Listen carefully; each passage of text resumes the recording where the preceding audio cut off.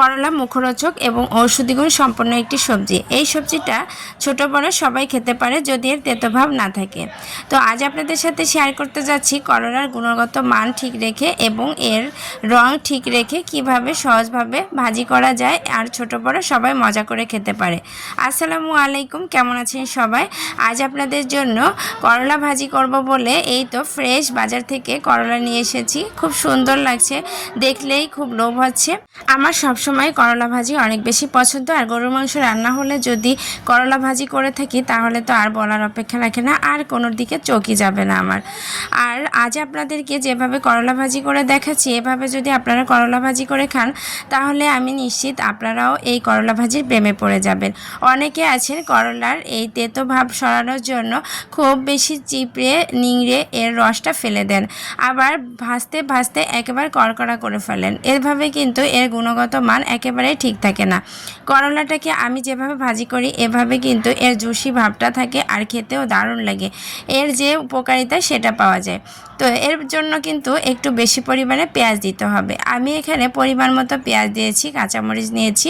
করলা ভাজিতে পেঁয়াজের পরিমাণটা একটু বেশি দিতে হয়, এ কারণে আমি অন্য ভাজির তুলনায় এখানে একটু বেশি পরিমাণে নিয়েছি। আর কাঁচামরিচটা অবশ্যই নিজেদের ঝাল খাওয়ার অনুসারে দিতে হবে। আর এখানে করলাগুলোকে আমি মিডিয়ামভাবে স্লাইস করে নিয়েছি, একেবারে পাতলাও না একেবারে মোটাও না। এখন ফ্রাই প্যানে তেল দিয়েছি পরিমাণ মতো। তেলটা একটু গরম হতেই দিয়ে দিব পেঁয়াজ। পেঁয়াজগুলো কিন্তু আমি গোল গোল করে কেটে নিয়েছি। আপনারা অবশ্যই আপনাদের ইচ্ছে মতো কেটে নিতে পারেন, তবে যেমন করে আমি করলাগুলোকে কেটেছি মানে গোল গোল করে সেভাবেই আমি পেঁয়াজগুলোকে কেটে নিয়েছি। পেঁয়াজগুলো একটু নেড়েচেড়ে এর মধ্যে দিয়ে দিলাম 2টা রসুন কুচি। রসুনটাও বাড়িয়ে কমিয়ে দিতে পারেন নিজের ইচ্ছা মতো, এটা কোনো ফ্যাক্ট না, তবে পেঁয়াজটা একটু বেশি দিতে হবে। আর এই তো যে করলাগুলোকে ধুয়ে রেখেছিলাম সেগুলোই এর মধ্যে দিয়ে দিলাম পরিমাণ মতো লবণ এবং দিয়ে দিব হলুদ। করলা ভাজি করার জন্য কিন্তু বেশি মশলার প্রয়োজন হয় না, একেবারে অল্প মশলা উপকরণ দিয়েই এই ভাজিটা করা হয়। খেতে কিন্তু দুর্দান্ত হয়। একটু নেড়েচেড়ে ঢাকনা দিয়ে আমি 2-3 মিনিটের মতো ঢেকে রেখেছিলাম। বাকি রান্নাটা আমি ঢাকনা ছাড়াই করে নিয়েছি, কারণ যদি করলা ভাজি করার সময় ঢাকনা দিয়ে ঢেকে রাখা হয় কালারটা ঠিক থাকে না। যে কোনো ভাজি করলেই আমি ঢাকনা ছাড়াই করার চেষ্টা করি, তাতে করে করলা কিংবা ভেন্ডি এগুলার কালারটা ঠিক থাকে। আর এর মধ্যে কিন্তু এটা সিদ্ধ হয়ে যায়, কারণ এটা খুব বেশি মোটা করে কাটা না, একেবারে পাতলা স্লাইস বলতে পারেন।